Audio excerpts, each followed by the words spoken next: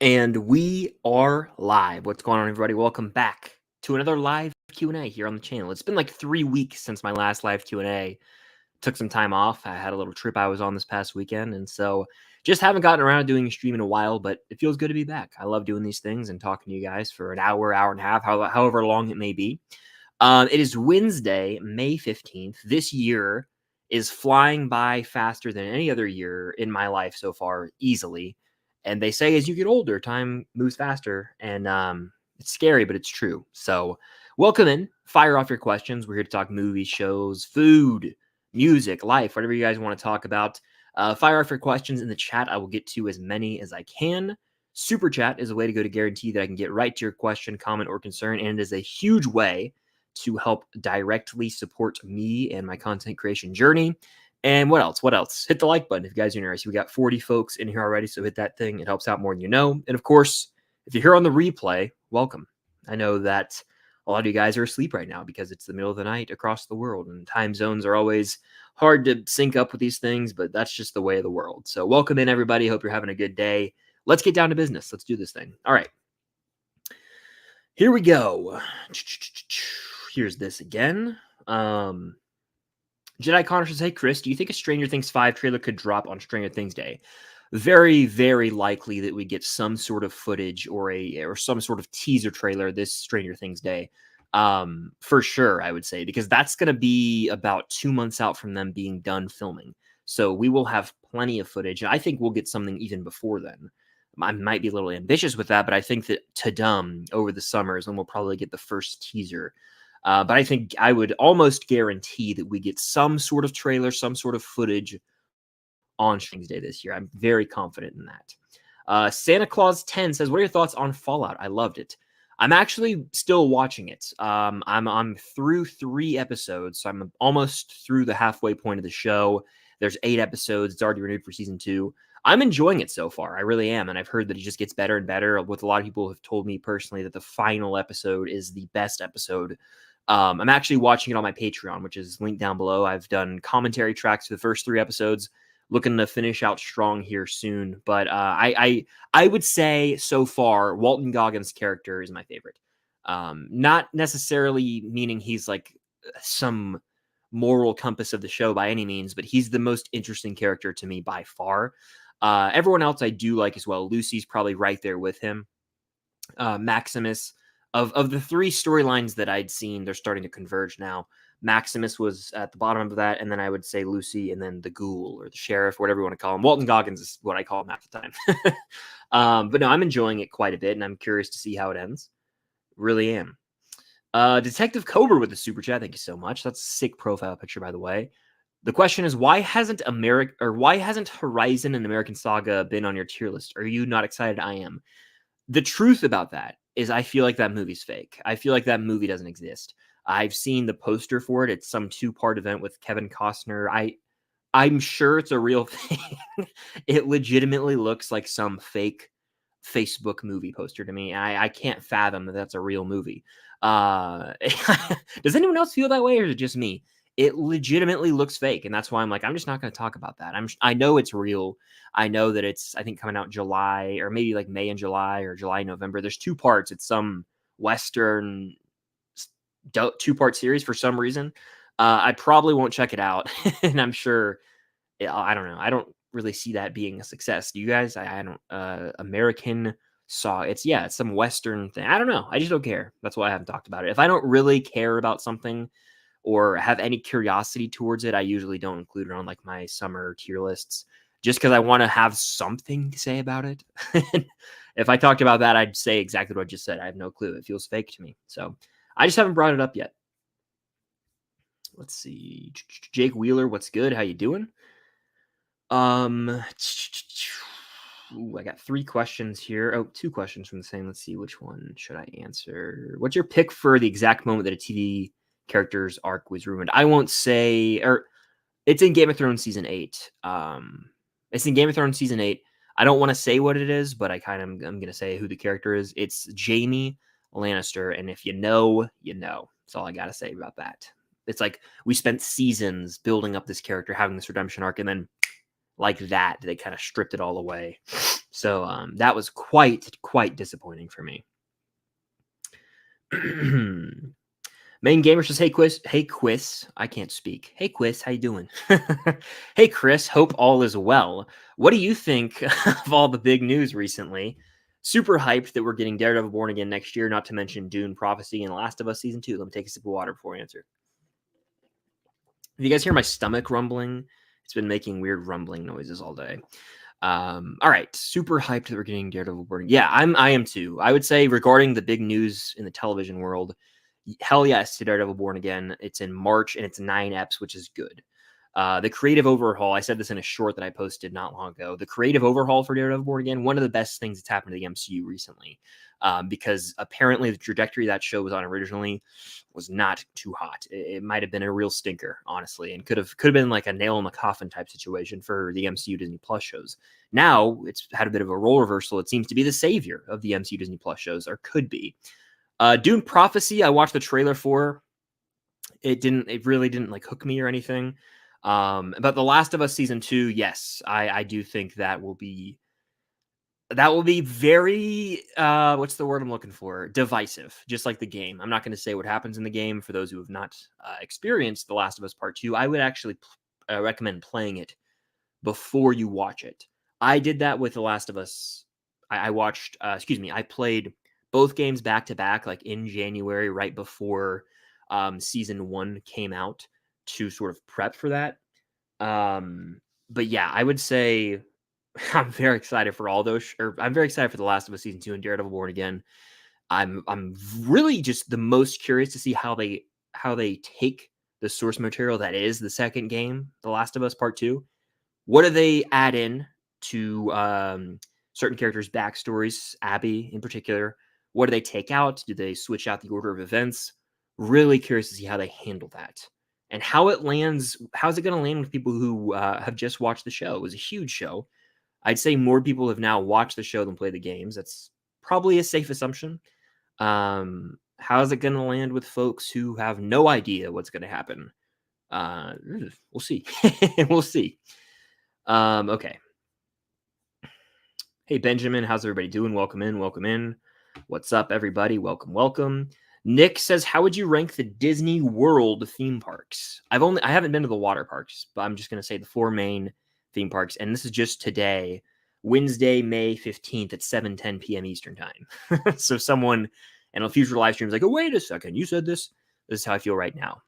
Today, there it is. You guys definitely heard that one. My stomach, very strange right now. It does that often when I live stream. Very bizarre noises.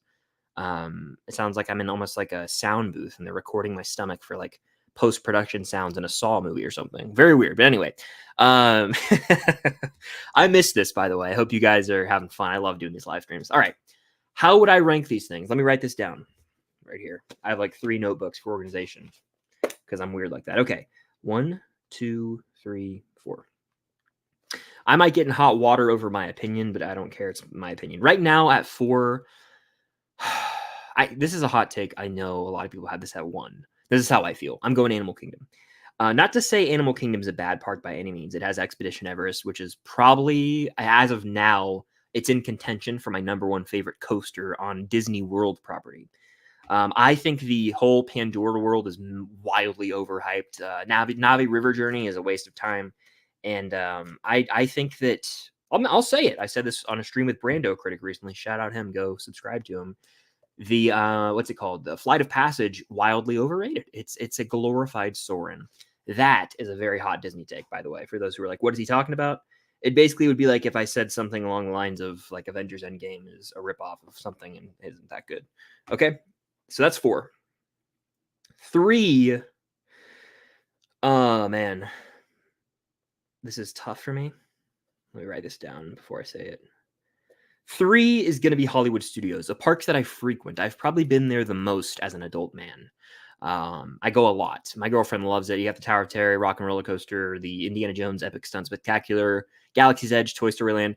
The issue is the park's pretty small right now, and once you've been to Galaxy's Edge once, not to say it loses its charm or the magic, but there's not a ton to do there, and it's all sequel-based. I think they're really limiting themselves by not allowing for rides and shops set within the other trilogies or other stories in Star Wars. a problem I have with Hollywood studios. And then Toy Story Land's hot as hell. The lines are way too long for Slinky Dog Dash. And yeah, I'd say Hollywood Studios is 3. Now I got 1 and 2.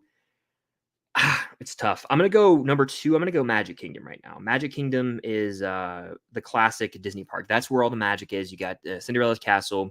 You get all the lands, Frontierland, Tomorrowland, Adventureland, Fantasyland. My favorite ride of all time for a while was there, Splash Mountain. Very excited for Tiana's Bayou Adventure opening in June. And what else? You got Big Thunder, Space, Pirates, Haunted Mansion. I mean, that's like the definitive. That's like the classic Disney park. Number 1, though, I'm going Epcot, and that's been over the past few years. I've really realized that they have one of my favorite rides is Guardians of the Galaxy Cosmic Rewind not movie ride rules. You've got Test Track, Soarin'. The front of the park is really neat because you've got just the Epcot ball and Spaceship Earth's inside the actual Epcot ball. Then you go to the countries. You get to be immersed in the culture with the food, the drinks. You can drink around the world. You can eat around the world. The vibes at Epcot, indescribably good.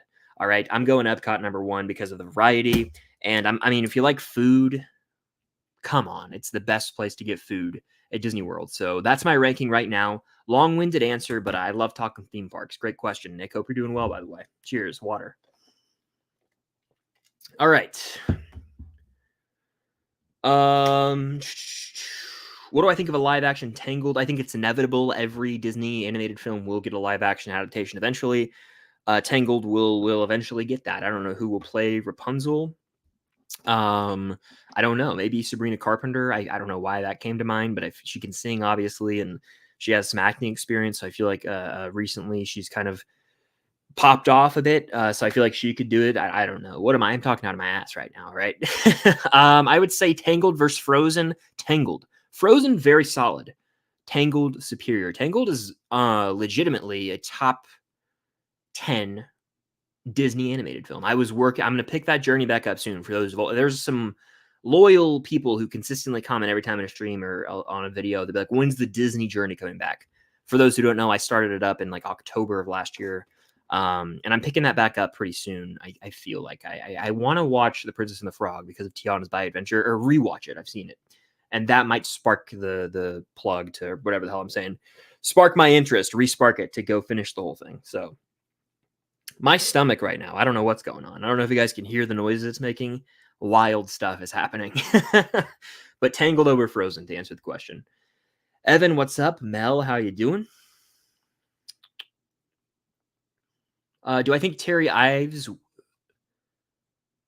Okay, here we go. I couldn't read for a second. For some reason, and I'm not lying here, I read Terry Silver in my brain, and I was like, don't you mean season 6 of Cobra Kai? But then I was like, oh, wait. You're talking about Terry Ives, Eleven's mother in Stranger Things. I don't know what just happened. Do I think Terry Ives could be in season 5? I mean, in some sort of flashback, potentially. I don't know if we're gonna... I think she'll probably be in it in a flashback. She's been in like these quick glimpses in seasons past. And yeah, I would say with the plot line specifically, I don't want to say too much. I know about the first shadow now. I'll start by saying that, okay? Some revelations are made right before I started. It was like silent for a second. My stomach was like, "Rrr." It took advantage of the moment. And that was my ankle popping. I'm making my body's just making wild noises on this stream right now. Unheard of, honestly. To answer the question, I think that, yes, I think Terry Ives will be in it. And I think that it will specifically be some flashback relating to Eleven's origins. That's all I'll say. While Terry Ives is pregnant with 11, that's all I'll say. But anyway, that's that. I'll talk about that more at a later date. By the way, if you guys are in here, we got 62 people in here. Hit the like button. Helps out a lot. Been going for 15 minutes already. Super Chat's the way to go to guarantee I get right to your question, comment, or concern. And it's a big way to help support the channel. All right.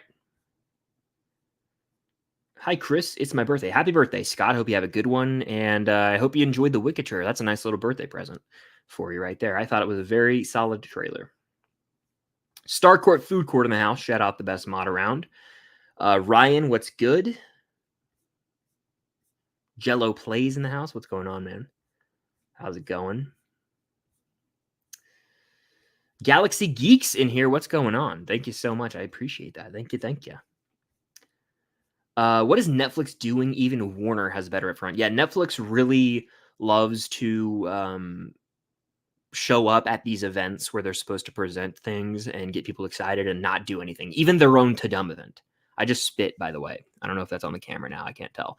But I'm all over the place right now, guys.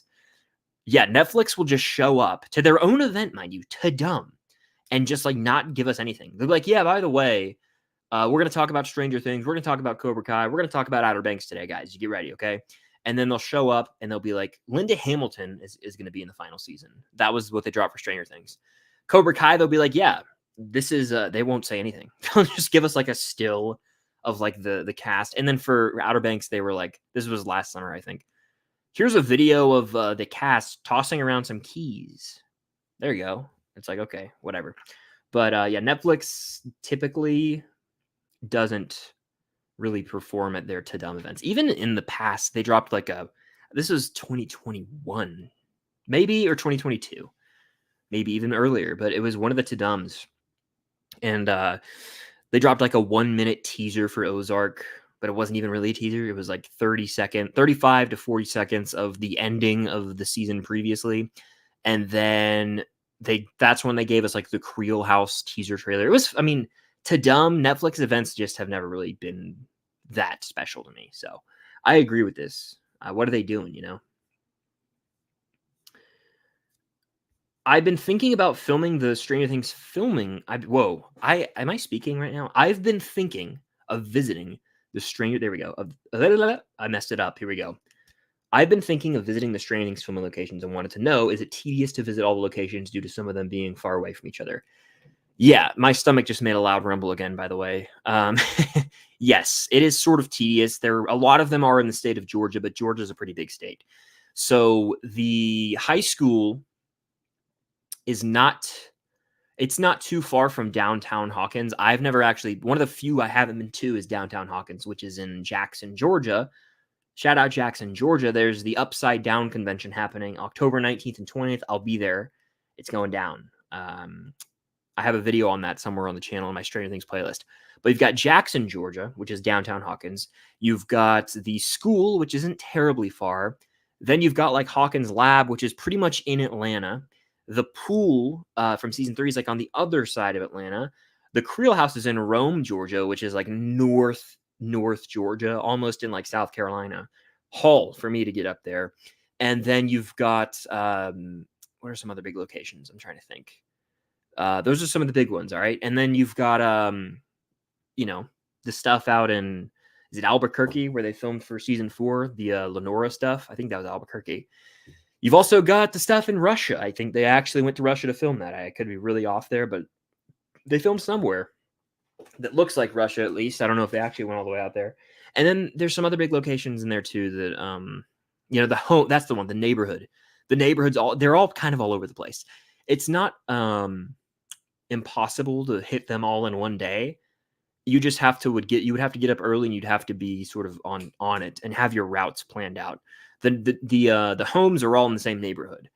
And then there's Will Byers' house, which is like further away. I haven't been there, but like Mike Wheeler's house, Lucas, Dustin, they're all really in close proximity to each other. But I mean, I went to a good chunk of them in the same day. I have 2 filming location vlogs. One of them, the other location I was missing was Starcourt, which is technically the old Gwinnett Place Mall, which I grew up in Gwinnett.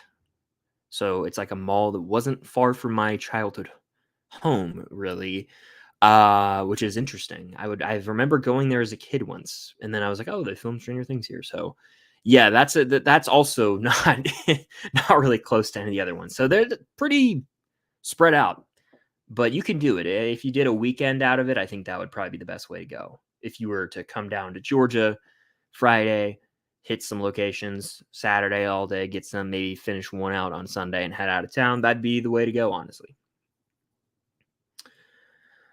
Alrighty. Let's see. Hi, do you think there will be any Stranger Things 1 or 2 flashbacks in season 5? Absolutely. I think the opening of season 5 all but confirmed to be a flashback to season 1 with Will's time in the Upside Down. The script itself, and then like the opening lines of the script about a boy singing a familiar song, and he's in the Upside Down. And then the behind the scenes photo of Noah Schnapp with like a young child double with like dots on his face for CGI so they can de-age him or do a face swap to make it look like it's young Will. That pretty much guarantees to me that yes, we will be going back to season 1 in the Upside Down. Season 2 flashbacks, I don't know, but maybe we could see an ongoing series of flashbacks in the final season to all of Will's POV in the Upside Down. Even in season 2 when he, sees the mind flare for a second and like his little camcorder's running, that could be a flashback, but we find out something new. Like I wouldn't be surprised if they added in flashbacks to every season to show us like Will's POV. Was he like, what was he actually seeing during all those moments? Something like that I could see them doing. Let me take a sip of water real quick. Good water. Hello there. Hello, Max. How you doing? I'm doing good, Andrew. Hope the same rings true for you. Thoughts on the Supergirl movie? I really love the casting. Millie Alcock plays young Rhaenyra in House of the Dragon. She crushed it. I remember being so bummed actually when they switched over to the older cast. It's like around the 4th episode, maybe earlier. It's like around the 2nd, 3rd, or 4th episode in House of the Dragon season 1. The younger cast is now old, and then it's Olivia Cook plays Alicent, and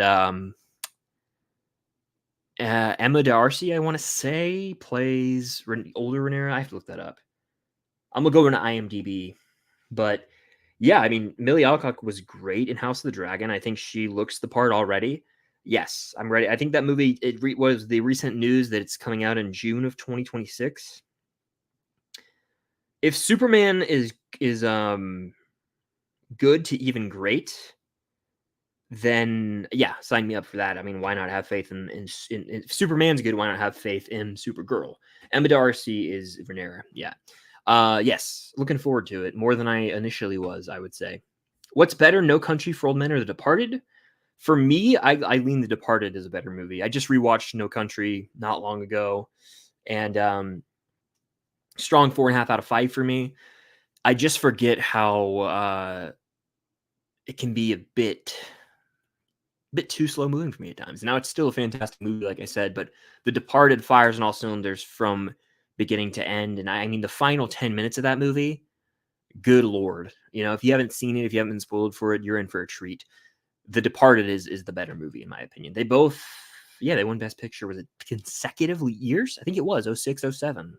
Crazy how that worked out. I have not seen Unsung Hero.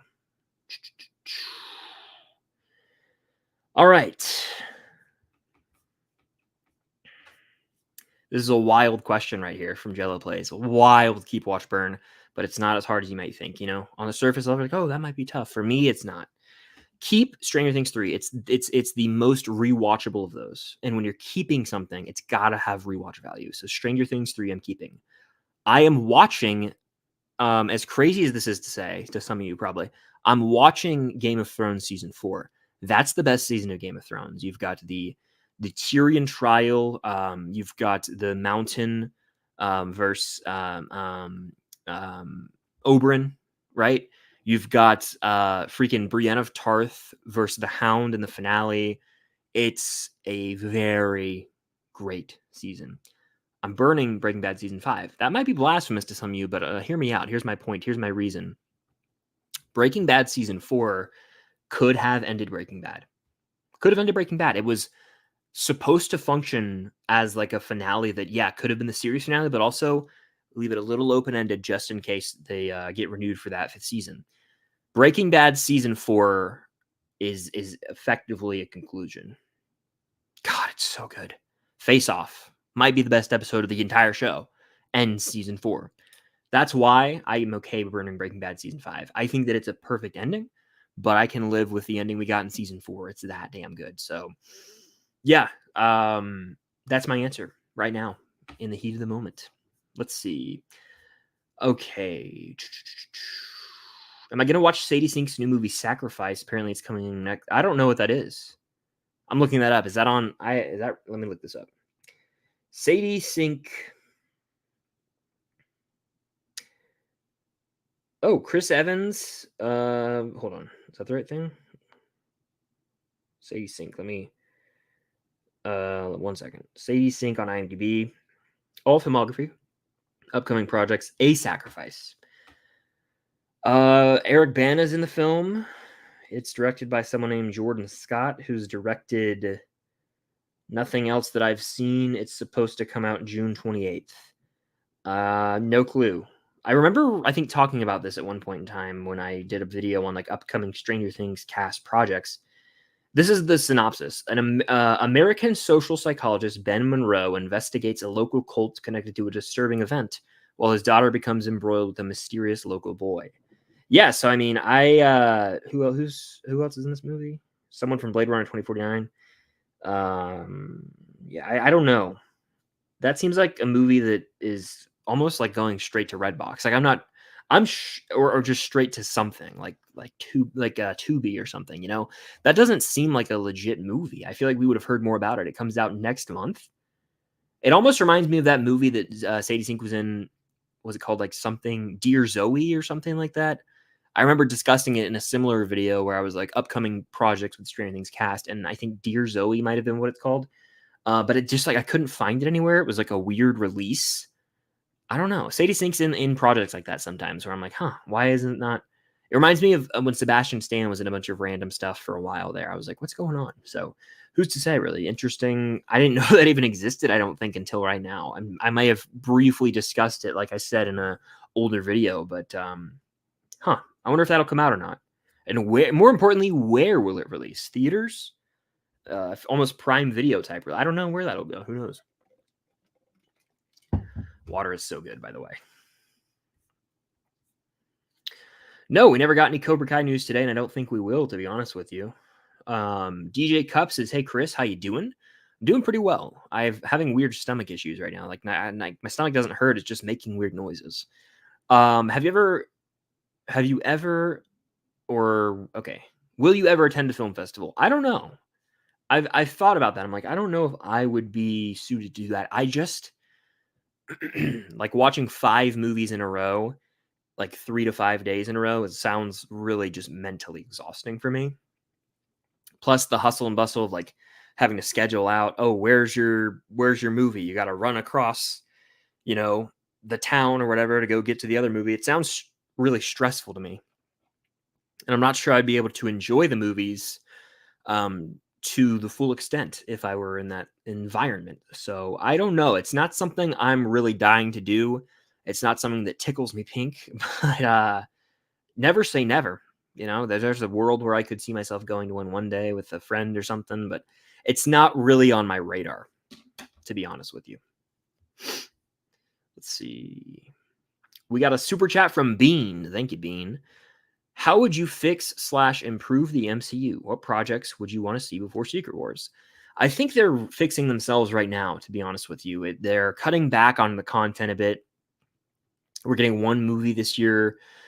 I think what they need to do, I mean, I've said this a million times, it's really sort of a repetitive point that a lot of people have made, is they need to hone it in a little bit, focus on characters and stories that are great, as opposed to just pumping out content like a machine. Quality over quantity is what they need to do, and that's how I would fix it, and that's what they're doing. I think Deadpool and Wolverine is going to be the smash hit of the year. I think it will make $1 billion. I think the movie will reignite this passion with fans for the MCU, and that movie will sort of be the catalyst to Secret Wars and all the other future big projects. In the TV world, it seems like they're course correcting with Agatha and Ironheart. They're sort of in too deep with them. They've been delayed a lot, but I think they were undergoing reshoots. But then you've got Daredevil Born Again, which had a creative overhaul, which is great. It sounded like it was headed in a really bad direction. So Daredevil Born Again, I think, will be the show that gets people back in on the TV. I loved Loki season 2. A lot of people out there did. But the consensus for the majority of the MCU Disney Plus shows is that they're meh, forgettable, not worth watching. A lot of people skip out on them, actually. So I would say course correct. And they're doing that. That's how I would fix improve the MCU. Make shows truly great, character-based. Don't, follow the same 6-episode template that they were doing in 2021 and 2022. And then for movies, just, cut back. We don't need 4 movies a year. 1 to 2 movies a year is perfectly fine. What do I want to see before Secret Wars? I mean, we've pretty much got them all lined up in front of us. Fantastic Four's coming out. We've got Deadpool and Wolverine, Blade, a few others. I don't know what else I would want to see. What I want to see before Secret Wars and before any other Avengers movie is a clear understanding. I want us to have a clear understanding of who the Avengers are. Right now, we don't. We have a bunch of heroes. We've got, we have Captain America with Sam Wilson. We've got Spidey out there, technically. We've got Doctor Strange. We have Thor. We have, Shuri as Black Panther. Where are these characters, or when are these characters going to team up? Why are they going to team up? Will they actually even be an Avengers team? Who's going to lead that team? These are questions I want answered before the movie. And I believe that, and I don't remember because they've shifted around these Avengers movies so much now. Originally, it was going to be Kang Dynasty, then Secret Wars, but I think now is it Kang Dynasty is an untitled Avengers movie still before Secret Wars? If that's the case, maybe that's the movie that answers these questions. But I want them to get back to the post-credit scenes that act as this sort of connective tissue between all the projects. That was one of the brilliant ideas of phases 1, 2, and 3. You'd watch a movie, it'd be its own thing.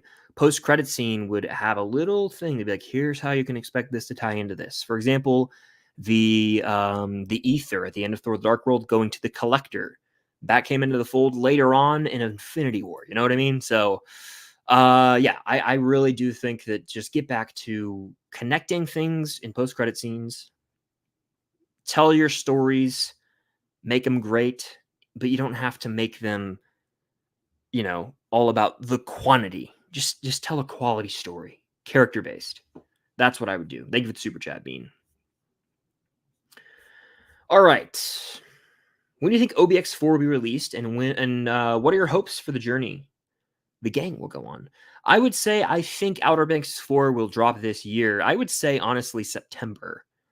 I don't know what it is, but I'm going to guess Labor Day weekend. If that happens, someone come back to this and be like, oh, you were right. I don't know, though. I feel like it's going to release in September, right at sort of the end of summer, heading into fall. I hope for the journey the game will go on. I really am just excited to see them go after Blackbeard's ship.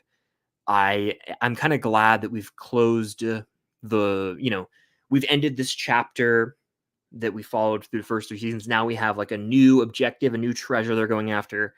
I hope that it's fun, over the top teen drama at its finest. Give me that. Give me some more Topper arson moments. Give me the absurd, antics of the group. I need it. So yeah, that's what I would say. Outer Banks 4, give it to me. September is my prediction, but you never know. You've got Cobra Kai in July, in November. You've got Squid Game seemingly in December. September seems appropriate because Emily in Paris might be in that. I don't know, but Umbrella Academy's August, September. Book it. OBX4 in September. We can't hear your stomach noises. Don't worry. Well, thank you. Top 10 Disney movies off the top of my head. Don't make me do that. I can't do that. I can give you a handful. The Lion King's up there. Aladdin's up there. Beauty and the Beast is up there. Animated, the original one. Those are a few that are kind of in the conversation, but I don't want to give away too many. Are you going to get the new Stranger Things Funko Pops? Yeah, I plan to get a good chunk of them. Specifically, I'm really looking forward to the Chrissy Pop. I'm bummed that it didn't come out a while ago because I do have the, Stranger Things. I collect autographed Funko Pops. My whole background, if you guys can see, is kind of just autographed Funkos. And I met Grace Van Dyne at Fan Expo Dallas last year, almost a year ago now. Time flies. As I opened the stream, I said, time flies. It flies, guys. So I would have loved to have gotten her to sign that Funko Pop.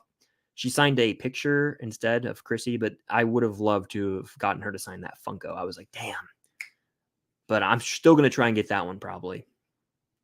I would love to get the Murray Pop. I actually was on Ollie's channel. Go check out that video. It's on my community tab. I went on Ollie Partridge's channel, and we did a Stranger Things draft battle. And I forget if we talk about it in the video or if it was before we started filming or after, but we were talking about Funko Pops, Stranger Things Funko Pops.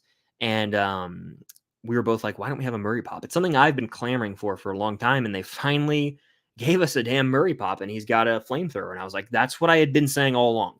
Give us this Murray flamethrower pop. Also, we got the Steve Hot Topic exclusive pop of him from season 4 when he's like in the upside down with like a little vest and he's, beaten up from the demo bats. I need to acquire that. But I hope to get the Lumax set as well. I don't know if I'll get Mike with painting. Vecna transformation, I'm on the fence about, but a lot of cool ones that they're still releasing. Which I love Stranger Things pops. My goal is to have them all eventually. So yeah, I'll be picking up a lot. I don't pre-order though. I kind of just wait and go get them in stores. Or at conventions, to be honest with you. Hawk or Miguel? I prefer Miguel. I think Miguel's a better character, but Hawk's redemption was really well done. I hated Hawk's guts for a long time. I have a whole reaction series. There's a point in time where I was like, screw this guy. I don't care if they kill him off. I was like really, really upset with Hawk. I think it was after he broke Dimitri's arm. I was like, screw this guy. But he's had a nice turnaround for me. Keep Watch Burn Musical Edition. Sound of Music, Singing in the Rain, Mamma Mia. I will go ahead and burn Mamma Mia. I will watch The Sound of Music, and I will keep Singing in the Rain. Love those last two that I mentioned there, though. Okay, I'm trying not to sneeze, but it's probably going to happen, so brace yourselves.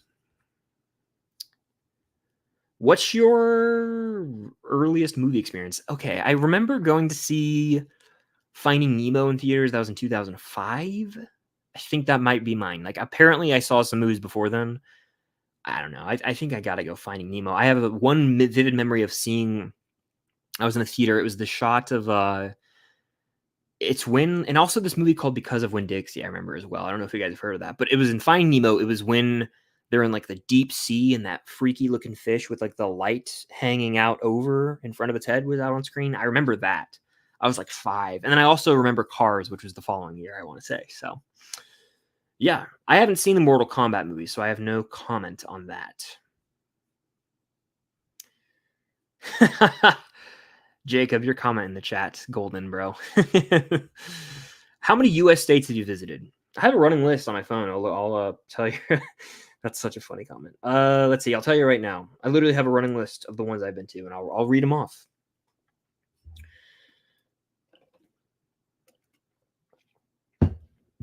Notes. Okay, here we go. States I've been to: Georgia, because I live here, Florida, Alabama, South Carolina, North Carolina, Virginia, New York, New Jersey, Ohio, Massachusetts, Delaware, Arizona, New Mexico, Colorado, Utah, California, Nevada, Texas, Maryland, Pennsylvania. I could be missing some in there, by the way, but those are the ones that I've at least been to, driven through and used the bathroom in, flown to, and just been at a layover in the airport, but technically in the state. Those are the ones that I have written down. The ones I frequent the most: Georgia and Florida. Yep, Georgia and Florida. I was in South Carolina last week, but excuse me, Georgia, Florida, occasionally Alabama. Like, I haven't been there since 2021, but yeah, Georgia and Florida I'm in every year, probably. I'd say multiple times a year. All right. Best and worst Cobra Kai season finale. The best Cobra Kai season finale to me, I mean, it's really, my God, they're all so good. The best, I mean, I love the season 5 finale. You get the wild showdown between Chosen and Terry Silver, poolside, baby. But season 4, come on now. Season 4's All Valley is up there for me. Season 2, you got the school showdown. Season 3 with, what does Danny say? He's like, you wanted to fight, you son of a bitch, now you got one. Something like that. I got hyped. It's I paraphrase there, but it's something like that. I would honestly have to say that I think season 1 might have the weakest season finale. Is that crazy? I don't know what the best is, though. But season 1 probably actually has the weakest, which is, again, crazy to say. But yeah, I'd probably say season 1 has the weakest. Still a great ep, though. And then season Oh man, I don't know. Season 3 finale might be my favorite. One of them. It's tough. It's really tough to say. Ian's in the house. Shout out Ian. Got to meet Ian in person at Spider-Man 2. Ian's the man. Anyway, any predictions for Cobra Kai season 6? Yeah, I'd say it's so hard to think of new, fresh predictions. But with it being 15 eps, I mean, I've said this one a few times, and it's not original. Trust me, a lot of other people agree. I do think that Terry Silver will show up. My prediction right now is Terry Silver is not going to show up until like over halfway through the season, though. He'll be mentioned and discussed, but Terry Silver will show up in a cliffhanger, borderline at the end of Volume 2, and then like he will be dealt with in the final episodes. Him and Kreese will have like a showdown in the finale event, whatever that is in 2025. Because I think the first 5 is going to be focused more so on Sakai Taikai. I think Kreese is going to be low-key hiding, working in the shadows, and then Sakai Taikai is going to be the main focus. And so we're going to see that, the build up to that at least, and maybe even see it in the first 5 episodes. The middle 5 could be dealing with the aftermath of Sakai Taikai, some Kreese stuff. The finale event, Terry Silver's coming back. You bet your money on it right now. What's your favorite season minus summer? Fall for me, easily. The weather gets cooler, beautiful looking outside as the leaves start to turn, orange. And fall, you've got college football, NFL football. It's just the best time to be alive. I love it so much. Fall is my favorite season. Let's see. I'm still watching Fallout right now. I'm enjoying it quite a bit. I got to continue it. I'm going to get back on it soon, but very much looking forward to getting on that. Deadpool 3 is going to make bank. I see someone commented that multiple times in the chat. It will make bank for sure. Taylor says, hey, did you watch the new Percy Jackson Olympian show? It's my favorite show, and I want to know your thoughts on it. Also, I really enjoyed watching your Stranger Things update videos. Well, thank you so much. That means a lot. I love making those videos. I do. I love talking Stranger Things.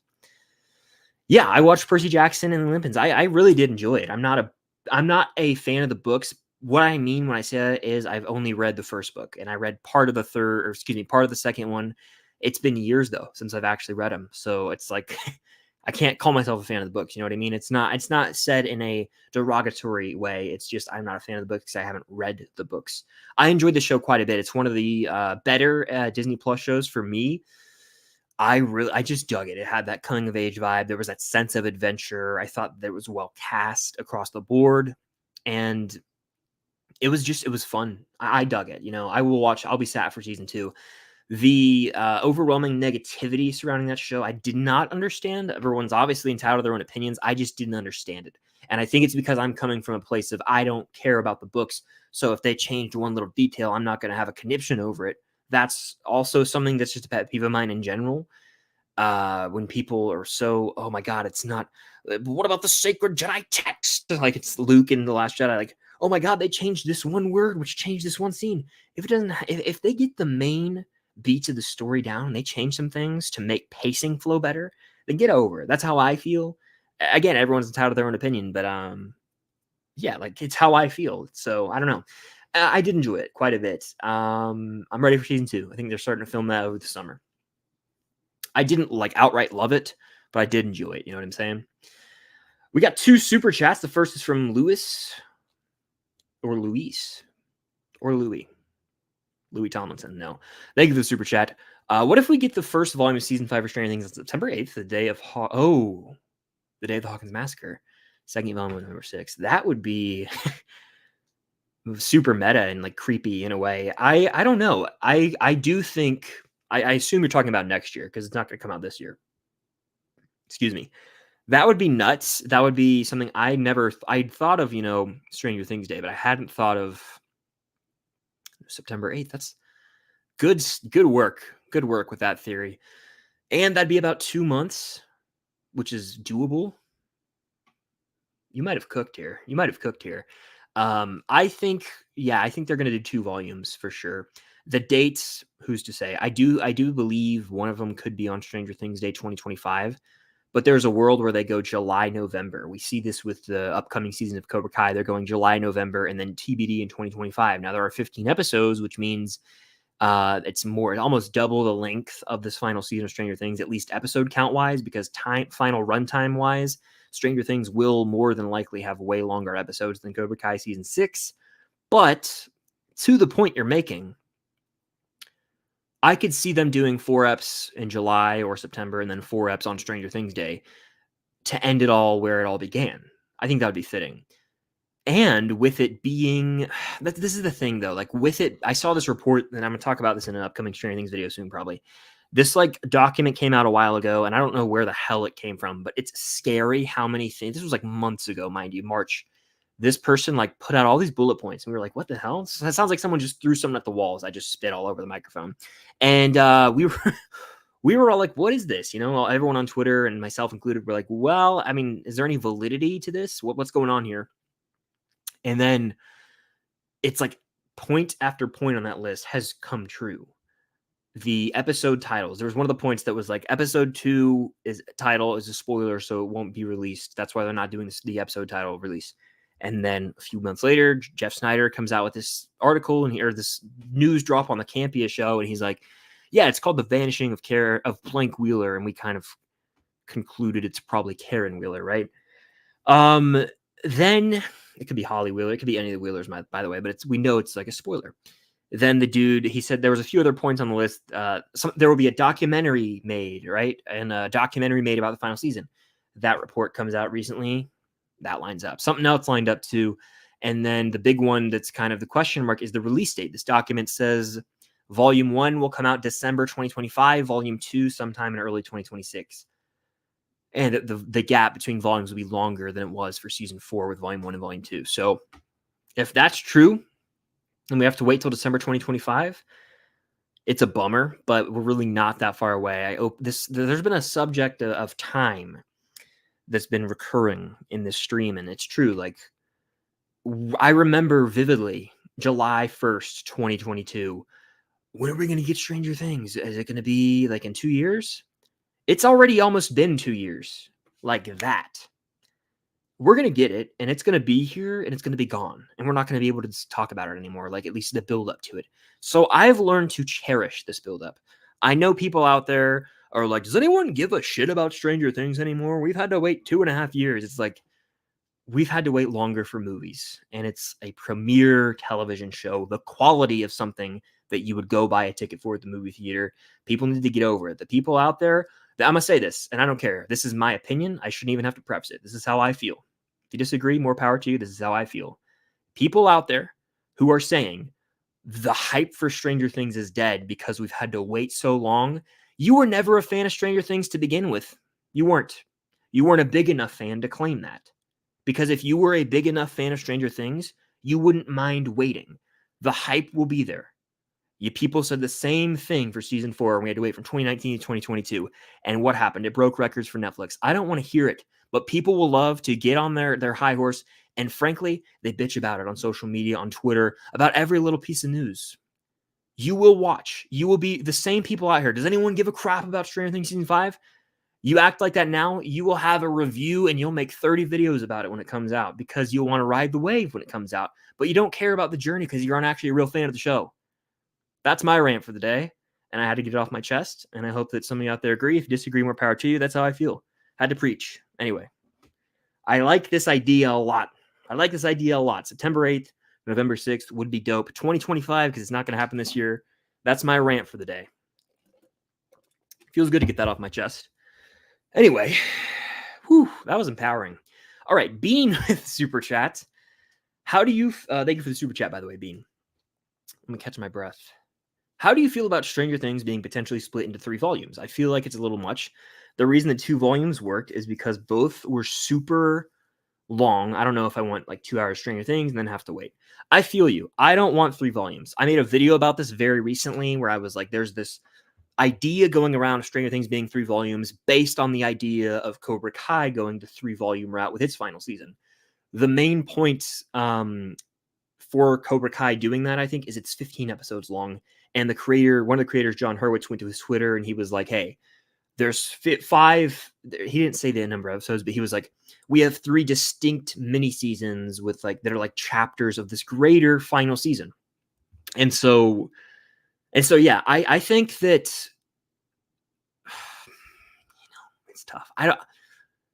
If Cobra Kai season 6, if it works, the 3-volume split that is, if that works and does like numbers for Netflix, they'll probably go to the Duffer Brothers and say, "Hey, we want to do this in 3 parts.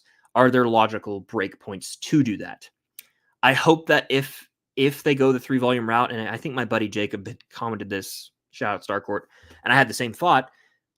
I hope the Duffer Brothers are aware, and I hope they don't just sort of machete chop it up to be like, oh, 3 parts.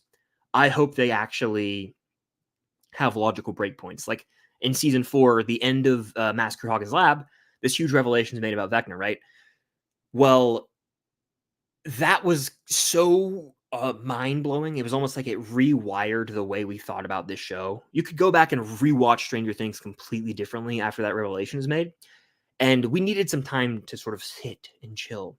I didn't mind having to wait about a month to just marinate on that, right? With this upcoming season, I don't know. I don't know if I want it to be, are there going to be 3 logical breakpoints? It goes into the whole other conversation that I just put another video out about. Are there going to be multiple time jumps? Who knows? We really don't know. And so I think 2 volumes is likely. I think 2 volumes will work. I also think at the end of the day, Netflix is the one running the show. Netflix makes the final call. And if you look at all their recent big shows, Stranger Things included, they have been going the route of splitting them up. Even Emily in Paris is splitting up. Season 4 was split up. It's almost inevitable that this final season of Stranger Things will be minimum 2 volumes. 3 wouldn't be that much of a stretch. They would probably do 3 episodes, 2 episodes. The run times of the episodes are longer than Cobra Kai. So if you tallied up the run time from 3 episodes of Stranger Things to say 5 episodes of this final season of Cobra Kai, I would argue the 3 episodes of Stranger Things might even be longer in a way, because a lot of those episodes could be an hour and a half to an hour 45, especially if you're basing that off the season 4 model. And so, yeah, I would say I don't want 3 volumes. I want it all at once. That's what it's done until season 4.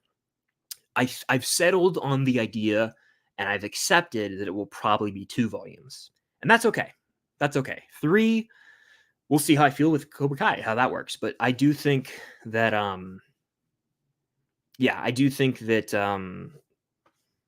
it'll be 2 volumes. 2 volumes. But it could be 3. You never know. We'll see how Cobra Kai works. Taking a sip of water. Refreshing. Jello Plays with a super chat. Shout out Jello Plays. A patron. Shout out Jello Plays. And we got to meet at ATL Comic-Con. Anyway, what do you think about people saying every Stranger Things season is pretty much the same every time? That's a wild claim. Wild claim. I mean, these people must not have watched the show. That's insane. Season 3 just so clearly looks different than all the other seasons and plays out differently. It's a summer season. You've got the mall. I mean, did people watch the show? Season 4 is like straight up horror with Vecning people. I mean, season 1 is like this small scale boy missing in a small town, almost like a murder mystery, but not really. It's what are we talking about? Season 2, what are we talking about? No, that's a wild claim. I disagree strongly with that. That's my answer to that one. All right. Thank you for the super chat, by the way. That's a wild, wild take.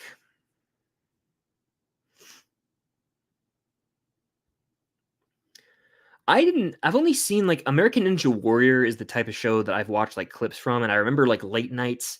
Did it come on like TBS or TNT on cable? I'd watch like a few episodes, but I would never fully commit to a season. It's just one of those random like pop culture things that I know of and I've watched some of, but I've never really, gotten into. Jello Play says, have you ever considered watching Sons of Anarchy? I've considered it. It's on my TV watch list. I have like 20 shows on my notes app. And my buddy Trevor from Film Geeks has watched Sons of Anarchy, and he's like, you should watch it. You'd really like it. And I've heard it's like Breaking Bad, so I would dig it. I just haven't got around to it. It's really almost overwhelming for me to commit to starting a show because there's so much more content to consume as opposed to just sitting down and watching a movie for 2 hours. So, yeah, I've considered, but I've never actually done it. Never pulled the trigger on it. Did you see the Megalopolis trailer? I did. It looks like an acid trip to me. Francis Ford Coppola spent boatloads of money to make this movie himself, finance it. I think it was $120 million. He sold off a bunch of his wine, damn near all of his wine. I don't know, guys. I don't know. That's my response to that teaser trailer. Loaded cast, a director who's capable. He made The Godfather, but is he past his prime? Probably by a lot. It could just be this weird fever dream movie that you have to really read into, and it just might not be my jam. It might not be my jam. I'm very hesitant about that one. What do you think Sadie Sink's best project is that isn't Stranger Things? I really liked her in All Too Well. I'm going to say that as well. All Too Well, the music video with Dylan O'Brien. It's a fantastic little short film. Taylor Swift's All Too Well, the 10-minute version. She crushes it there. I honestly wouldn't be surprised if Sadie Sink played Taylor Swift in a movie one day. Like, is that crazy? Like 20 years from now? I think that she could do it. I think she could do it now, honestly. What are your thoughts on the X-Men 97 finale with the fire emojis? Haven't seen X-Men 97. The reason being I haven't watched the original X-Men cartoon that it's sort of a, what's the word? Not a reboot of, it's like a continuation of, right? I just haven't seen it, so I was like, why would I watch this? Heard great things, though. A lot of people were hyping it up on what's it called? Twitter.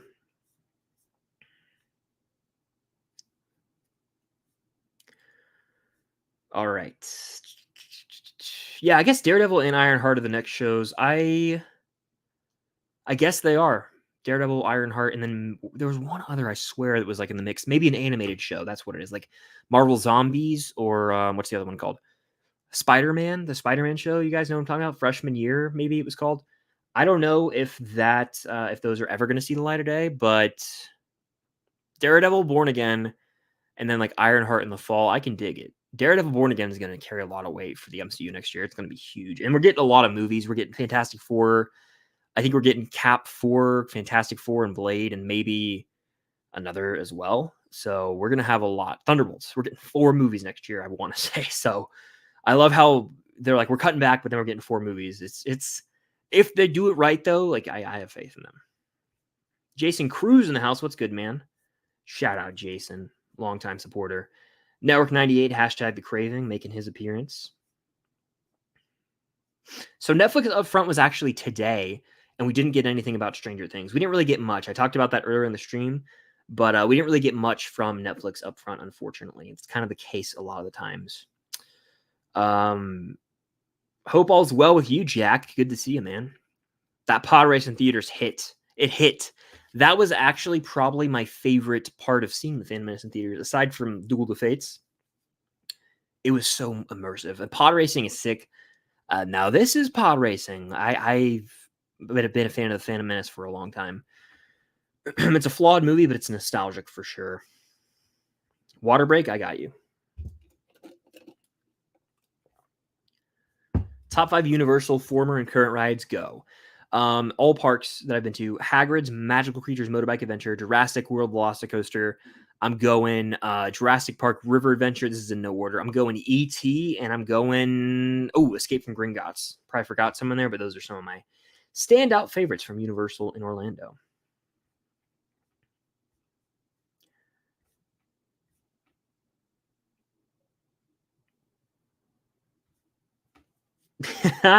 There's a lot of moments that really stunned me when I was watching Cobra Kai. Yeah, that reaction series was fun. I'm really looking forward to bringing it back for season 6. Taco Boy Studios, what's good? Malevolent or Lumax? I go Lumax. I think they might be like the best couple in the show. The Maddie Smokes comment, the Maddie Smokes comment got me. Anyone, if you're like, what am I talking about? Cody Co has a video about Maddie Smokes. You just got to go watch it. What are your thoughts on In the Heights? Fantastic soundtrack I listened to many times in my car. Movie I haven't revisited in years. So I think it's one of those instances where I like the music more than the actual movie. Top 3 apps on your phone. I don't want to say like the social media or anything because I feel like that's basic. Letterboxd I use a lot. So Letterboxd is up there. I would say I really like weirdly enough, IMDb and then the AMC Theaters app is soothing to me for some weird reason. Are you going to visit season 5 locations while they're active? I doubt it. I don't want to disrupt filming. I don't want to. I'm not really about that. I don't think I will. But I mean, if I know they're not filming, I might go. Like, I don't know. But I just don't really feel like going over there while they're filming. And I just don't want to disrupt filming. I don't want to do that. And I don't want to I don't want to go into a set and like spoil something. Like I don't want to do that. Like I actually know, like, a lot of you guys have commented like, well, did you see this? Did you see this? I don't even want to say too much here, but did you see this document that someone took, like broke into the hospital set and took a picture of? Like, yeah, I saw it. I saw it. I'm just not really addressing it because I don't feel like that's like too much for me. For me, that's like too much to address, too spoilery. Like the video that leaked of like someone driving by the set, it was so far away and blurry and you could barely hear it.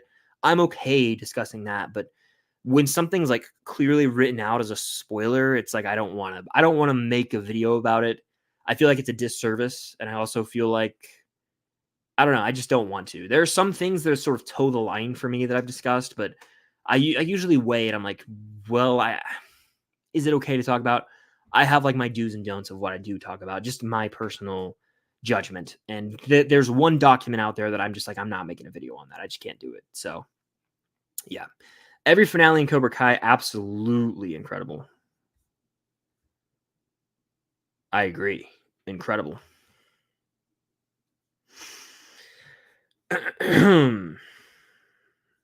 Max will 100% wake up. 100% wake up. They wouldn't bring her back if she wasn't going to wake up, in my opinion. Cam says, the way I just filmed my whole review and the Zoom didn't record any of it. That's brutal. I'm very sorry.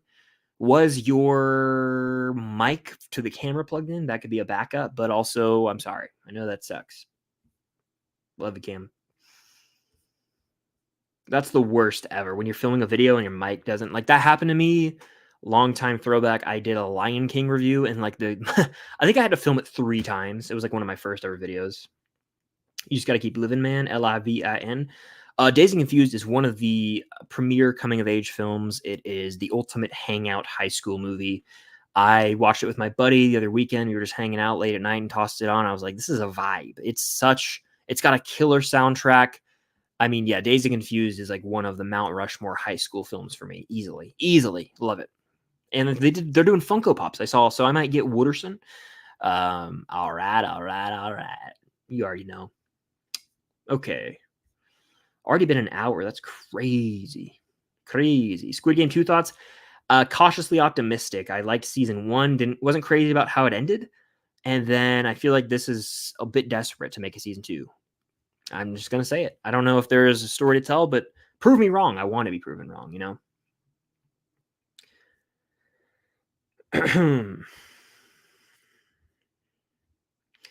Welcome in. Glad you could make it into the stream. What is the best advice for starting a movie and TV review channel? How to learn how to film, edit, and create thumbnails. I get this question a lot, and I answer it every now and then because I don't want to like give repetitive advice. But right now, I would say regarding the back half of that question, there's really no other way to learn than to just do it and download one of the apps. There's a lot of apps. Bazart is your friend. It's spelled B-A-Z. Let me look it up. Make sure I'm talking right. This is the GOAT. B-A-Z-A-A-R-T. That is your friend for making thumbnails. Let me tell you. You can PNG any image. You just put it in there and you do this thing called magic, and it removes the background. You can erase anything that's left over. You can add borders, shadows. You can actually go in and make things thumbnail size. So it does all that for you. You can add backgrounds, you can add text, you can add multiple pictures and edit those with outlines. Bazart is your friend. That's my number 1 app to make thumbnails. I put it in this other app just because I like one font. I'm not going to recommend the app. It's actually pretty bad, like, interface. It's like, I don't even know if the app exists. It's just on my phone. I literally put the Bazart thumbnail in there sometimes just to add my font that I like because I've used that font for so long. But Bazart's your friend. So just download that app and mess around with it. There's multiple other apps as well you can use just to play around with. But my advice for like thumbnails, because I know that's something I too, when I like started YouTube, I was like, I got to make a thumbnail. That was my least favorite thing. I still don't enjoy making thumbnails. It's just, it takes time, to make a quality thumbnail. I realize that. Like, I could make a thumbnail quick, but I don't like it. And so, yeah, I would say just experiment with different things. See what works, see what doesn't work, see what's easier to make, see what's harder to make. And you'll find a process eventually. Excuse me, the stomach is returning. Let me take a sip of water. To film videos, You can just use your phone, honestly, easily. That's what I did forever. Forever. For 2-3 years, I think I used my phone. And then make sure you have, decent enough audio. You can use your phone audio to start, but also you can use, I used my phone audio for a long time. You can also get a microphone. You can get a quality microphone for under $100. I believe that, at least. You can get a really nice microphone for $150, a Yeti. It was like $150. I think you can get the Blue Yeti microphone, which plugs into computers. You can plug it into, you can get adapters and all sorts of things. So regarding the actual meat of this question, though, like not the technical side of things, starting a movie and TV channel, you have to, I think that looking back on my journey, at least, you kind of just have to try a bunch of different things. Like you have to review, like I would say, and this is my opinion, my advice from my personal experience with my journey. I wouldn't, I'm trying to think of how to word this. When I started, I only reviewed movies that I wanted to see that were bigger releases. I would see movies, but not review every movie. And I think that that's a good starting point. I really do believe that. If you're starting a channel in the summer, see all the big summer movies and review them and then go from there. Because if you just start reviewing every movie that goes to Amazon Prime Video, every movie that goes to Netflix, it's just it's not gonna be as discoverable, because not as many people are going to want to watch those reviews, especially if you're just starting your channel. Make content about discoverable things, about popular things to begin with, that you're also interested in. That's very important. You have to have a interest in the things you're talking about, because that will show on camera whether you actually care about what you're talking about or not. So I would honestly say, if you're trying to start a channel, I would say right now, I would probably say go watch Furiosa next week. I'd watch If this week, Furiosa. Just start reviewing a movie once a week. Get a little movie review action going. If it's a big franchise, do what everyone else is doing. I know that, but find your voice through it. You will. You do the franchise rankings, Mad Max movies, Pixar. Pixar is a big thing. People love Pixar videos. Make a Pixar ranking, favorite characters, top 10 movies, your tier list of all the characters, movies. Break down the Pixar franchise. Right, there's endless ideas. Pixar with Marvel. Do stuff like that if and then eventually you experiment with other things, various tier lists. You love a show, you love Wednesday. I don't know why that came to mind. I think someone had a Wednesday profile picture. Make content about Wednesday. Make Wednesday season 2 update. Make a video about it if you want to. Cobra Kai, Stranger Things, whatever it is. Make videos about that. It doesn't have to just be movie reviews. That's my advice, truly. Is do not bind yourself to just reviewing movies, because that, I think, is an extremely saturated market. You have to find the thing. You do the movie reviews. We all do the movie reviews, but find the thing also that's going to make you stand out from all the other movie review channels. That's my advice, and that's not something that really you might not know going in. It's something that you kind of just discover through experimentation. That's my advice. So yeah, hopefully that was that was long-winded, but hopefully you were able to take something from that. Thank you for the question, Bryden. Sully, what's up, dude? How you doing, man? Sorry, I don't know. My stomach's been weird this stream. I ate some chicken before. It's kind of wild right now. It's been making some weird noises. Anyway, when are the indie commentary tracks coming out, bro? Good question. Probably over the summer. I'm due for a rewatch. Indie. I'm looking at my indie shrine right now. I will definitely do them for the trilogy, but I don't know if I'll do Crystal Skull and Dial. But for the trilogy, dude, I got to get on it. I love Indiana Jones. You guys know that. I was super bummed with Dial. Honestly, Sully, I forget. What did you think of Dial? I was very underwhelmed with it. But yeah, good Lord, I need to do that. And I've got a ton of commentary tracks lined up on my Patreon for Back to the Future, for future Star Wars films. I did the original film for Star Wars Day, but the Pirates movies, all my favorite movie franchises, I'm going to get into a routine and schedule of dropping weekly commentaries for those. On the docket right now is finishing up Fallout on commentary tracks through Patreon, and then moving ahead into Cobra Kai rewatch to gear up for season 6, volume 1. I will be doing a commentary series with my lady friend, with Cam, because that'll be fun, because a lot of you guys haven't seen her opinion on the show. And it'll be different than my reaction series, which I already have, like my first time thoughts. This will be like my third or fourth time thoughts on it. So yeah, it'll be fun. It'll be fun. Indie though, I got to get on that. Thank you, thank you. You know, a lot of people ask, and I was responding to some comments today. These posters, right? Hold on. These posters are prints from Adam's Art Box. Adam's Art Box on Instagram. He has not just Stranger Things, all sorts of fandoms. Probably my favorite artist I've ever bought stuff from.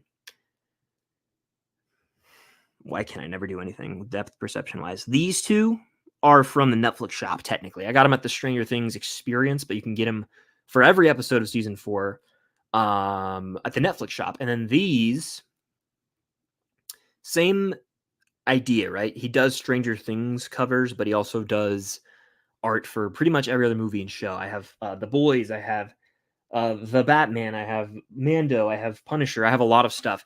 Batman KM on Instagram. Batman KM on Instagram. His name is Kirk Manley. He goes to Atlanta Comic Con every year, and I usually get something from him there. But those are like where I've gotten the art. And then obviously the Funkos you can get anywhere pretty much. So yeah. Hey, Chris, will you be visiting any Stranger Things 5 film locations? Talked about this a bit earlier. Probably not. Well, how about this? Not while they're filming. Once we know what season 5 like is gearing up and like they're done filming, right? And we know, like, I'll try and visit WSQK once everyone's gone. I'm not gonna go try and disrupt production like I see some people doing. I that's not who I am. I'm not rolling up onto set with my camera. Hey, yo, what's up, guys? Like that's not something I'm doing. But I would love to visit. I will visit for sure when season 5's coming out. I'll do a big video of all the locations, like the new ones we know of. There's like a farm location. There's like another farm location. There's the mansion. Like once we know where these are and like filming's done, I will definitely do a season 5 location video. And even probably if they do 2 volumes, I'll go in between the volumes and say, hey, here's this from season 1 or season 5, episode 2 or whatever. So it'll be fun. My stomach's wilding right now. Yes, I did. I will be picking up a good chunk of them. I'm very much looking forward to the new Funko Pops. Very excited for A Quiet Place Day 1. That comes out June 28th. I'll be rewatching 1 and 2 beforehand. I haven't seen Quiet Place 2 since theaters. I own it on Steelbook. I just haven't watched it since theaters. But yeah, I will be watching those again, and I'm looking forward to it. I really was talking about that the other day. I was like, damn, I forgot how good the second one was. And I always tell this story. You guys probably heard it a million times, but I went with my buddy Trevor in California. We were going to watch Black Widow, and the theater we were in accidentally started playing A Quiet Place Part 2. And we like watched the first 5 minutes, and we were like, should we just go see that again? Because it was our second round of Black Widow. We were like, should we just go see Quiet Place again instead? Godfather 1 or 2. Give me the second one. Give me the second one right now. Right now. Both 5 out of 5s on my Letterboxd, which I rewatched them in March now, 2 months ago to the day, damn near. The second one. I lean the second one. Top 3 movies of the year so far. You heard it here first. Challengers. Late Night with the Devil, The Fall Guy. Those are my 3 of the year.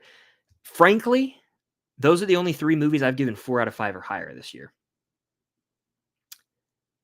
I'm not, and you know, I try to be honest. I'm honest in every single review. I was disappointed with Kingdom of the Planet of the Apes. I was a little underwhelmed with Dune 2. I was what else? Ghostbusters Frozen Empire I liked, but I am aware it's like a 3.5 out of 5. Immaculate, Godzilla stunk. The new Godzilla stunk. And then what else? Roadhouse was fine. Like there's a lot of fine movies I've seen this year, but the ones that have stood out to me, truly Challengers is like the real standout. Late Night with the Devil's up there, and The Fall Guy I really did enjoy. So those are like my 3 of the year right now. I honestly need another movie that I really like this year, or else we're not. I mean, I think they'll come out. Some of them will come out. I think Deadpool and Wolverine's like a lock for me to really like. I don't want to like falsely set myself up for failure, but I do think Deadpool and Wolverine I'll really like. And of course, I think A Quiet Place Day 1 could be in the conversation. Gladiator 2, Joker 2, and then obviously those movies like The Iron Claw that kind of just come out. You're like, there's not a lot of marketing; they just sort of release. like November to December, a bunch of movies are going to come out that none of us are talking about right now. So.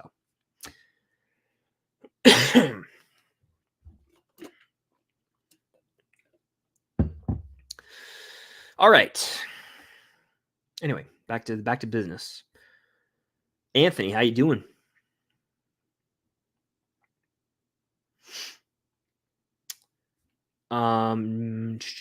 Thunderbolts is coming out next year. Best Tom Hanks performance, I have to say probably Forrest Gump. Very basic answer, but I think I have to say Forrest Gump. Malevolent and Lumax Endgame or Elmax and Pyler Endgame? I think that Malevolent and Lumax are probably what they're going to go, the direction they're going to go. They've been setting them up since season 1, or yeah, at least Mike and 11 they've been setting up since season 1. They'd kind of be abandoning them real quick. I don't know if I'd want that. What's my favorite That's Cringe episode? I love Cody Ko, by the way. People have asked, like, who's your favorite YouTuber that isn't like in the movie space? Usually I go Cody Ko. It's really hard to not say Maddie Smokes. That's like just a classic video, you know? The vape hotbox with 20 million views I just looked up. That's like probably the funniest one to me. But God, there's some hilarious ones. The whole Girl Defined series is obviously something else. There's one. There's some just really, really great ones out there. Yeah, I can't even. Cody Ko is hilarious.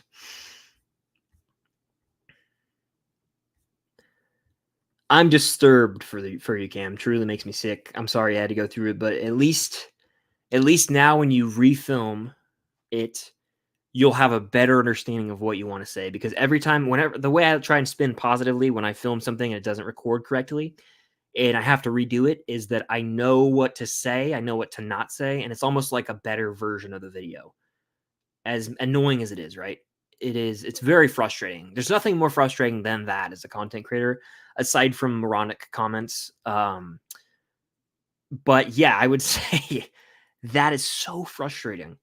But when it's all said and done, you're like, you film the new one and then you do everything, you look back and you're like, I think the second one might have actually been the better take. So yeah.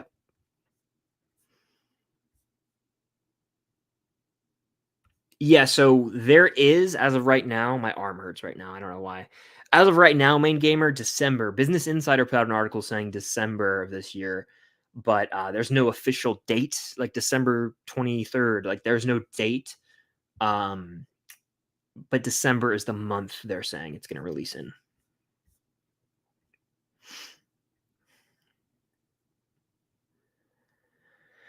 Okay.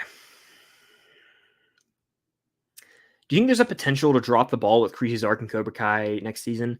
Yeah, I don't really know what they're gonna do. Like, that's the one big question mark for me. It's so that's like the most unrealistic part of Cobra Kai is how the man just broke out of prison. I don't know how they're gonna round out his character arc. I'm hesitant about that. That is like the biggest question mark for me. But everything else, I'm confident in them sticking landing on. Currently watching Fallout on my Patreon. It's linked down below.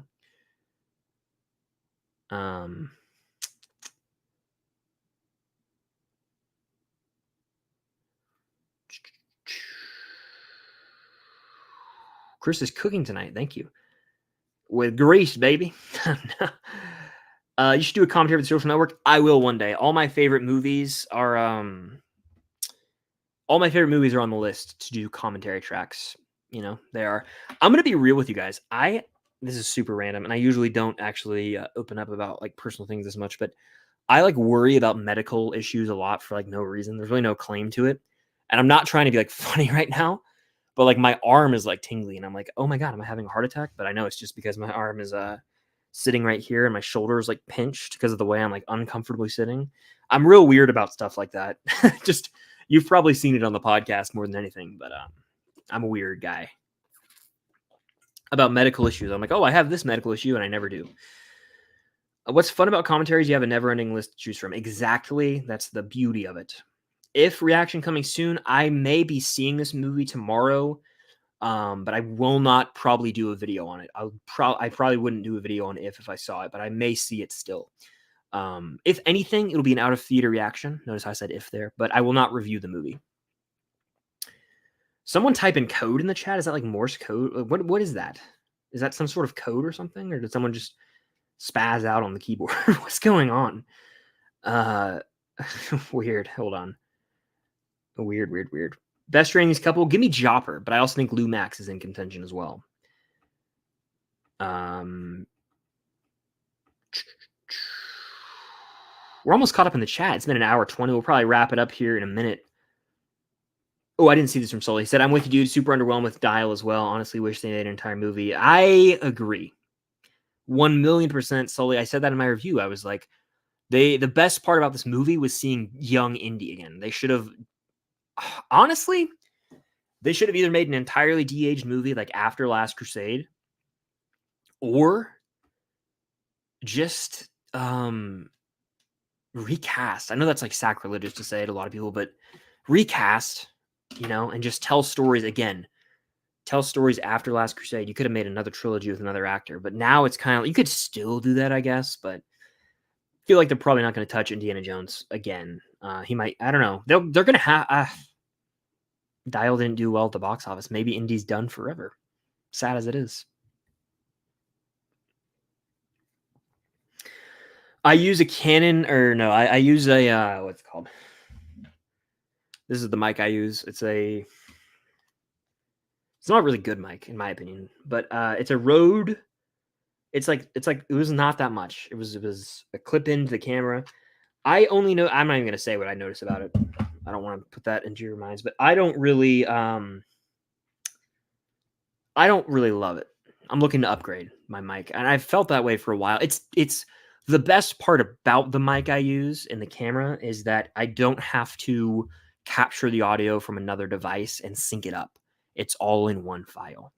So that's what I'll say about that. But I really would recommend, if someone's trying to shell out for a microphone, the Shure microphone that like all the big podcasts use, that's the best audio quality to me that I've ever heard.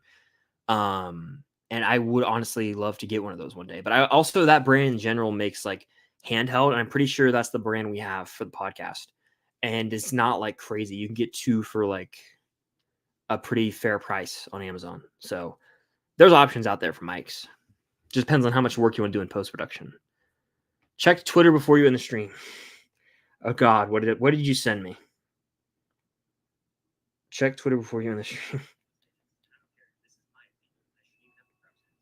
The Moneyball. The Moneyball music. That's incredible. That's such a good edit already. You weren't a big enough fan. I'm going off, dude. I didn't even realize I just was going. You wouldn't mind waiting. The hype will be there. I gotta fast forward a bit, see. And frankly, they bitch about it on social media, on Twitter.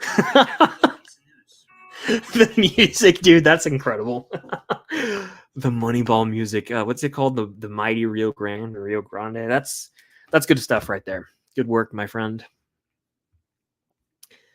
I went off. I went off in this stream. Like, what was that? Like, what timestamp was that? I literally went in for like 10 minutes.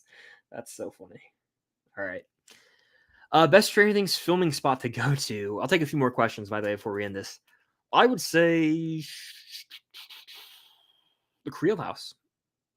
That's a cool one. But the school is like, if you had to pick one to go to, it'd be Hawkins High School. Because there's so many iconic things filmed there. I would say, I'd probably say Hawkins High School is probably the best one to go to.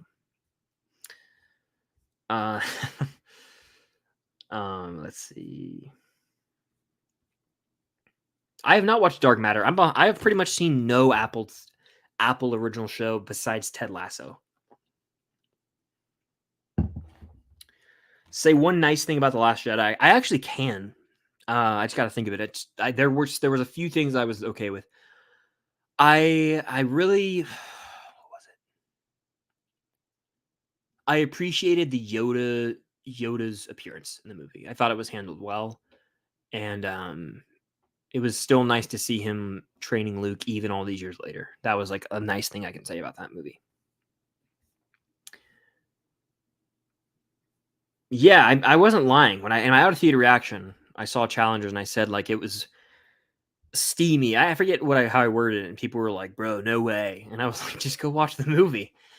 And yeah, it is. It's yeah, for sure.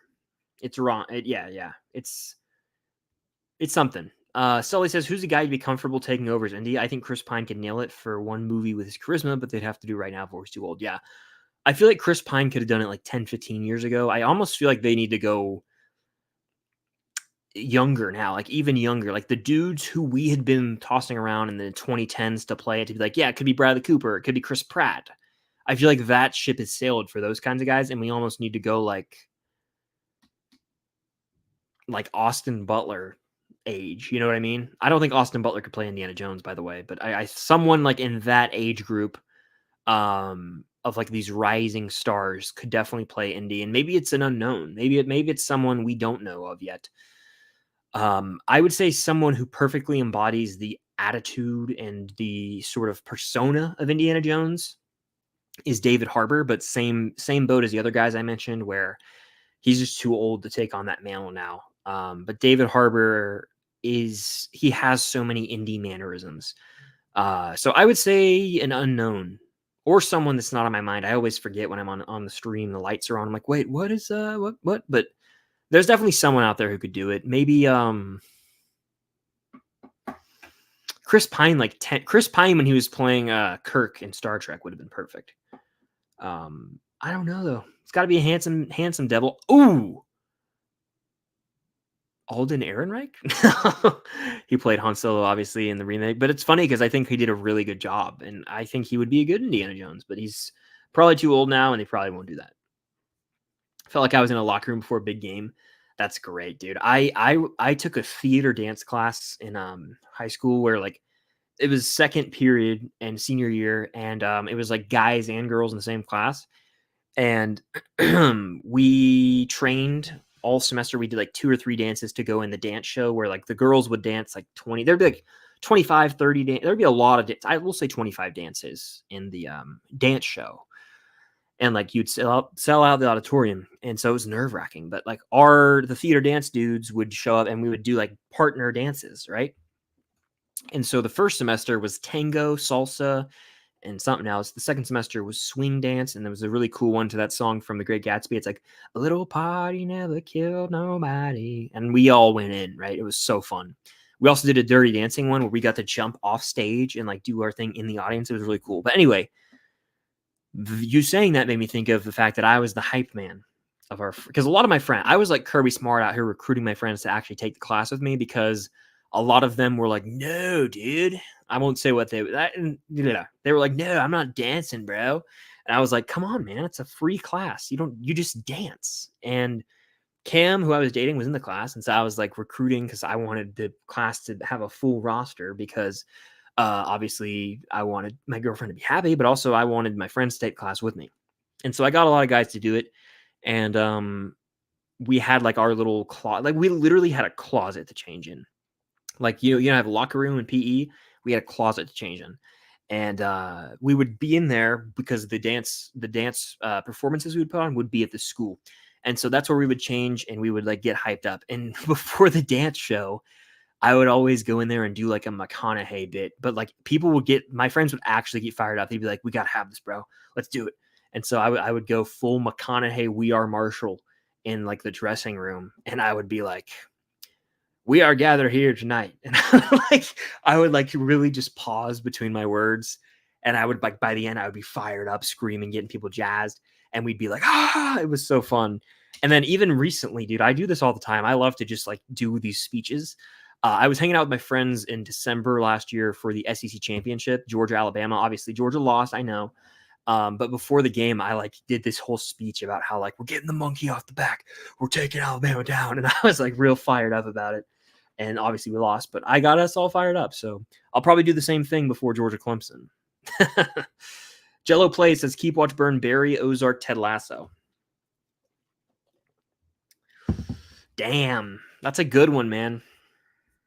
That's a really good one.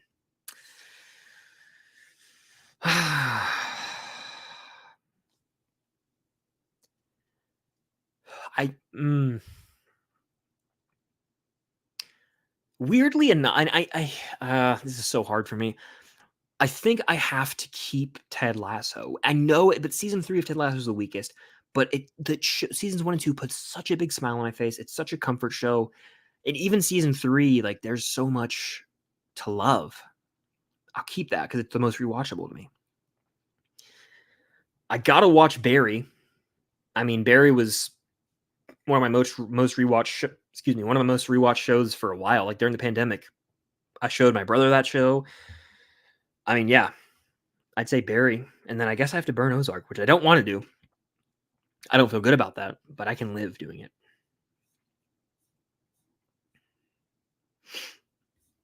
Glenn Powell could do indie. I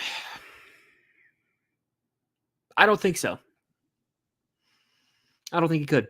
Yeah, I mean, obviously he can play a charming, handsome devil, but I don't know if he can. He's almost like too much of a.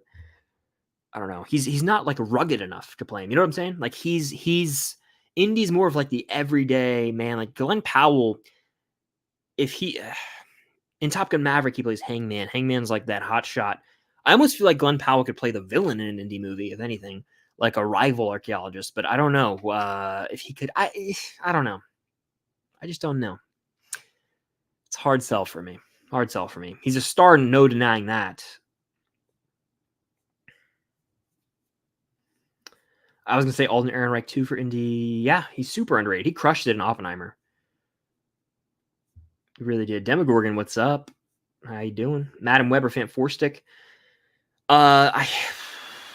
I actually have never finished Fan 4-Stick. It's so terrible. I've seen like the first 30 minutes and I think part of the ending and like clips, but I just have never fully watched that movie. It's so god awful. I think that I finished Madam Web, so I would probably say, maybe I would say Madam Web then. I actually finished Madam Web. How do you feel about Prime announcing The Boys season 5 already? Not a fan. Not a fan. I talked about this yesterday with Cam, and I think it runs the risk of killing any tension in this fourth season. We know for sure that The Boys are returning.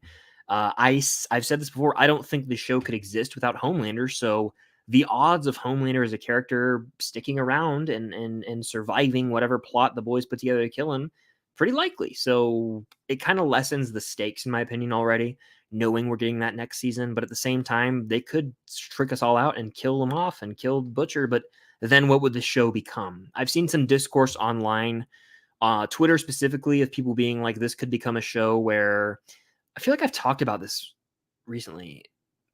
I don't know. Oh, maybe it was on Snapchat to my friend. That's what it was.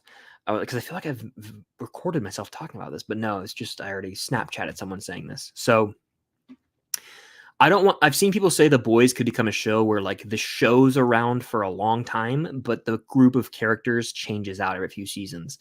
And then I'm like, isn't that just what The Walking Dead did? They had like new main characters and they would kill characters off or some of the characters would leave. And that show really overextended its stay. Like, I don't want The Boys to become something where we're like, remember seasons 1 through 3, how great they were, and then it fell off.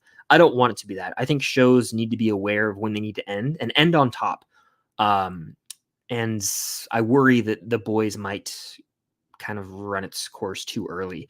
We've already got Gen V. They're going to do another season of that. Like, how many more spinoffs are they going to do? Are they going to end up turning it into a Walking Dead where there's like 30 spinoffs and just the main show goes for like 10 seasons? It's a fear of mine.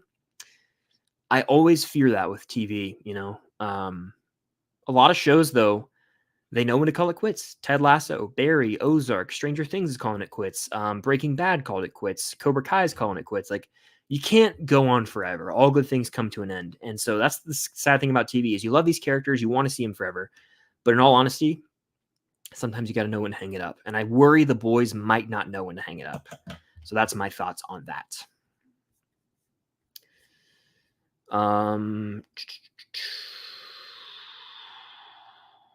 Thoughts on Pirates of the Caribbean news? Yeah, they're saying Disney might want Austin Butler. Hell yeah to that. I could see him playing a handsome pirate, maybe a drunk pirate even. Who knows? But yeah, I'm interested to see if they actually ever make that movie happen. At one point it was Margot Robbie. At one point it was Karen Gillan. Who's actually going to be in that movie? Will it ever actually happen? Will Johnny Depp return?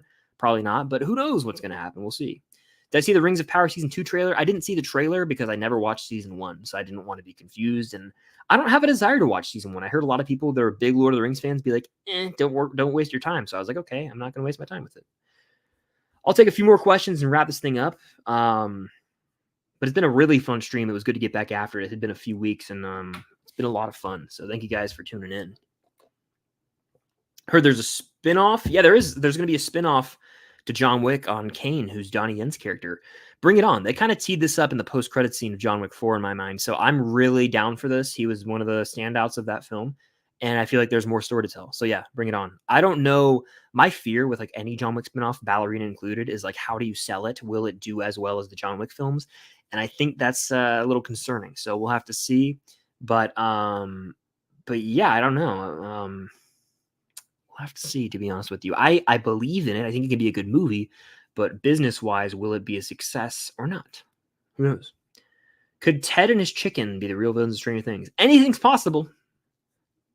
Ted's been pulling the strings all along. Wild twist.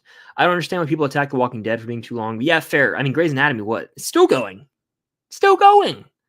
It's on season 22. What are we talking about? I think the reason is because Grey's Anatomy and Supernatural, I don't know much about Supernatural, but Grey's Anatomy, at least, network TV, much like, something like NCIS, where it's this procedural where new patient comes into the hospital, you got to solve it, or you got to, do this surgery, much like solving a crime in, Criminal Minds or whatever. So that as a concept can go on forever. The Walking Dead is a lot different. It's not like there's a new, it's structured a lot differently. So I would say that's why people were probably ragging on The Walking Dead, is because it was so acclaimed for a while and it was like this fresh thing on TV, and then it never really switched it up. But I honestly am speaking, I haven't seen The Walking Dead. I'm just speaking through people I've talked to who've watched it that says it sort of falls off. What are your thoughts on The Last of Us show? Grey's Anatomy, of course. Yeah, it's definitely. And Hector, by the way. Hector.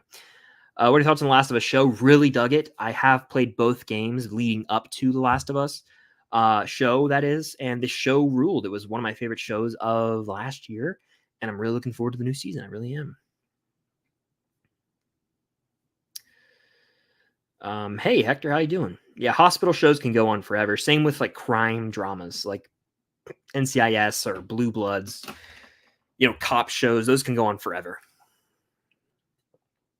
Anything like that will probably just go on forever because it has its audience. It's people who are still on that damn cable watching, the CBS shows every week and all that. So anyway, I think that'll probably do it for this. Wait, hold on. Don't hate me. I watched Madam Web and had a riot with it. I mean, yeah, you can make fun. That's wild. It's a riotous time, not in a good way for me. Maybe one day I will give The Walking Dead a chance. I started it up one day, but I never really got into it. Yeah, soap operas like the rest of it. Yeah, shows like that can go on forever. They really can. Just like a stream, I could go on forever, but I'm going to call it right now. It's an hour, 37 minutes. It was a fun one. Thank you guys so much for tuning in and joining. If you are live or on the replay, hit that like button. It helps out more than you guys know. If you're one of the people in here, one of the 49 people in here right now, hit that like button. It means a lot. And if you're on the replay, hit that like button. It means a lot. Thank you so much to those of you who sent in a super chat. Your support goes a very long way. And if you guys want more content from me and you want to watch movies and shows with me, you can actually do so on my Patreon, link down below. My commentary tracks for every single episode of Stranger Things are out right now. You guys pull up the episode on Netflix and I sync up with you and we watch it together. It's a fun time. I also have tracks for movies. I'm watching Fallout over there. I'm about to do a Cobra Kai rewatch. For $5 a month, your support over there means the world. So consider joining the Patreon today. But that'll do it. That was a fun stream. It was good to get back after it. And thank you all for tuning in and joining on the journey. So that'll do it. Thank you guys as always. And until next time, I'll see you guys later.